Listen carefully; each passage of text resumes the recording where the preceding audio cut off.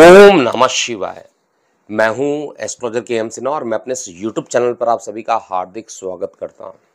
देखिए, कुछ दिन पहले इस चैनल पर एक भविष्यवाणी दी गई थी कि 5 अप्रैल को जो 14 विपक्षी पार्टी जिन्होंने सीबीआई, ईडी और के दुरुपयोग के लिए उन्होंने बोला था कि ये उनका शोषण कर रहे हैं, उनको परेशान कर रहे हैं और इसके लिए इन्होंने जो दरवाज़ा खटखटाया था हाई कोर्ट में, उसके लिए सुनवाई होनी थी। और मैंने पहले भी बोला था, उस वीडियो के कुछ क्लिप भी यहाँ पर दिखा देते हैं एक्चुअली मैंने बोला क्या था।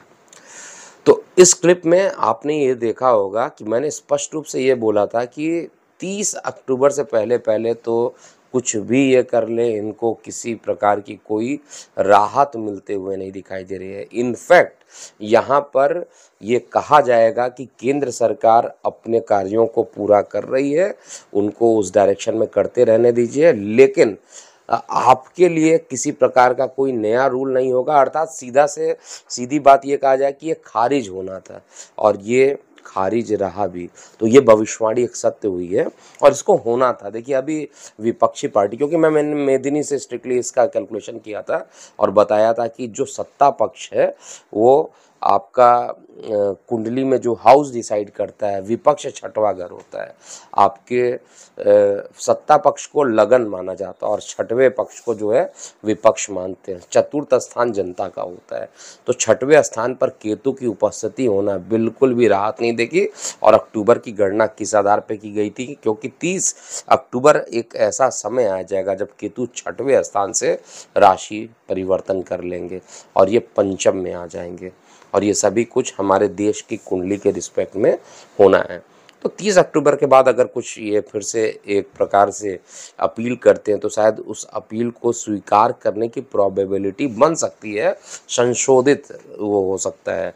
क्योंकि इनका जो मानना है कि विपक्षी पार्टियों के लिए स्पेसिफिक रूल बनना चाहिए, जो कि पॉसिबल नहीं है। क्योंकि हम लोग लोकतंत्र में जीते हैं, लोकतंत्र में हम लोग विश्वास रखते हैं, प्रजातंत्र लोकतंत्र में हम लोग विश्वास रखने के कारण यहाँ पर ऑब्वियस सी बात है कि कोई भी कोर्ट कचहरी इस चीज़ को इजाज़त नहीं देगा, इस चीज़ का निर्णय नहीं देगा कि आप जो है अपने स्वार्थ के लिए, ईडी का अगर छापा पड़ रहा है तो आप जाकर ये कंप्लेन कर दीजिए कि ईडी आपको परेशान कर रही है। आपके लिए कैसे कोई अलग रूल हो सकता है? अगर हम लोकतांत्रिक देश में रहते हैं तो निश्चित रूप से यहाँ पर ये जो विपक्षी दल हैं जो एक हो गए हैं पूरा, और एक होने के बाद जिस तरीके से इन्होंने जिस दिन से एकता दिखाई है उस दिन के बाद से देखिए किस तरीके से सांप्रदायिक दंगे लगातार भड़क रहे हैं और इस सांप्रदायिक दंगों का आगे क्या होने वाला है। क्योंकि सच पूछिए तो मैं ही क्या, यूट्यूब पे जितने भी एस्ट्रोलॉजर होंगे इस बात से सहमत होंगे कि आने वाला 2 से 3 मंथ बेहद खराब है। बेहद खराब मतलब बेहद खराब स्थिति बन रही है और उसमें खराब होने के पीछे जो रीज़न बन रहा है, एक तो सूर्य ग्रहण का पड़ना, शनि की नीच दृष्टि पड़ना मेष पे, उसके बाद गुरु चांडाल दोष का बनना, और जो बची चीज़ें हैं उसमें मंगल भी परम नीच राशि में चले जाएंगे, जो कि 10 मई से लेकर 1 जुलाई तक रहेगा। तो लगभग आप ये मान के चलिए कि इस टाइम ड्यूरेशन में, ये जो टाइम ड्यूरेशन आएगा, आने वाला समय निश्चित रूप से खराब है।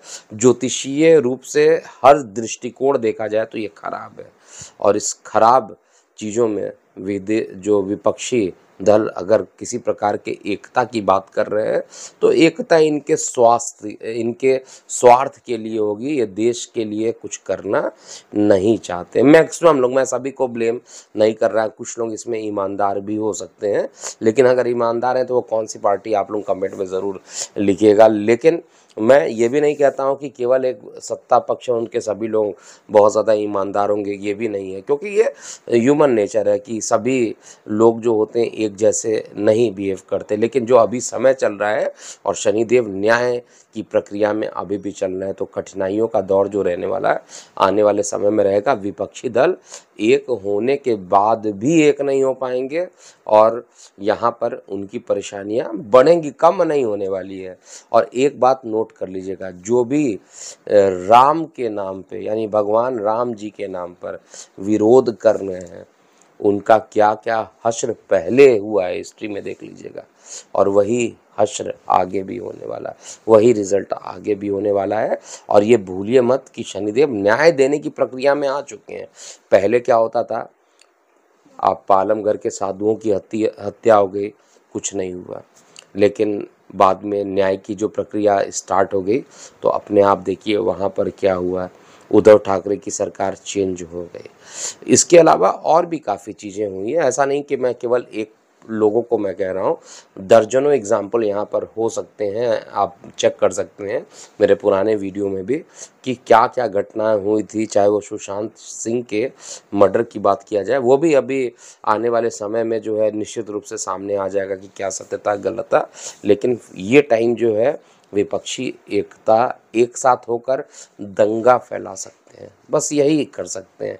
इनके बस में केवल दंगा भड़काना हो सकता है और अपने फ़ायदे के लिए जातीय वोट को कन्वर्ट करके सत्ता को चलाना चाहते हैं, यही केवल ऐसा दिखाई दे रहा है। लेकिन इस मामले में भी ये बहुत ज़्यादा सफल नहीं होंगे। हालांकि कर्नाटका के जो चुनाव होंगे उसमें कांग्रेस के लिए मैं पुनः एक बार बोल रहा हूँ कि जीत तो उन्हीं को मिलेगी, लेकिन आने वाला समय जो होगा, बहुत ज़्यादा दिन बचा नहीं है, 13 मई में आने वाले समय में इसकी पुष्टि हो जाएगी कि भविष्यवाणी सही थी या गलत थी। तो अभी के लिए इतना ही। मैं हूँ एस्ट्रोलॉजर के एम सिन्हा। ओम नमः शिवाय।